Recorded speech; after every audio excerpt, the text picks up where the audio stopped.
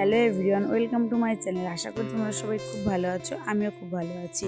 তো আজকে হচ্ছে সরস্বতী পুজোর তৃতীয় দিন, আর এই তৃতীয় দিনে আমরা চারজন কোথায় যাচ্ছি, কী করছি, চলো তোমাদের সঙ্গে শেয়ার করব। দেখো, মা, আমি, কাকি, ছেলে চারজনে বেরিয়ে পড়েছি টোটোতে করে।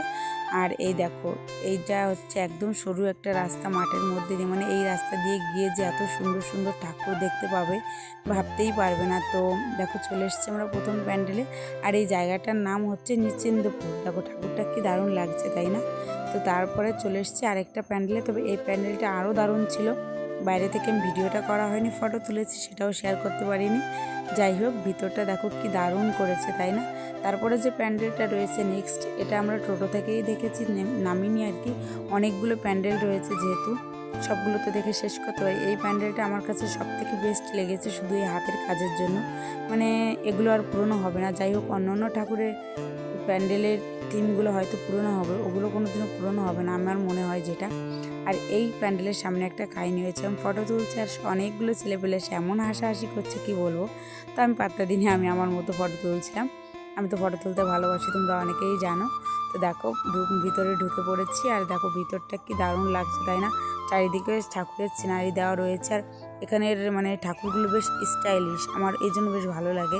মানে সরস্বতী ঠাকুরগুলো বেশ স্টাইলিশ, মানে যেগুলো আর কি দেখে মনে হয়েছে সেটাই বললাম।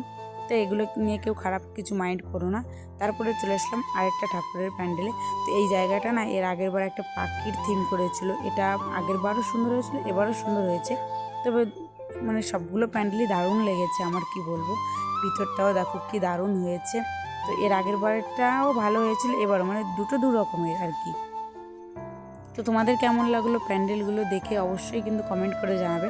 আর এই যে যে একটা প্যান্ডেল রয়েছে, এটা হচ্ছে একটা স্কুলের মধ্যে। তো ভিতরে গড়ি দিয়ে যেহেতু টোটো যেতে দেবে না, তো আমরা হেঁটে হেঁটে এসেছি ভিতরে। দেখো, এটা একটা তাজমহল টাইপের করেছে।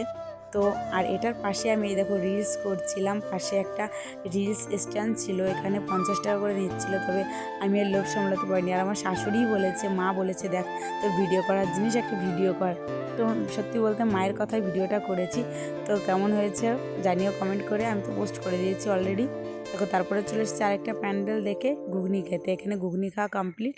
তারপর নিয়েছিলাম চিকেন পকোড়া, আর আমাদের কলেজের সামনে থেকে মোমো নিয়ে নিয়েছি।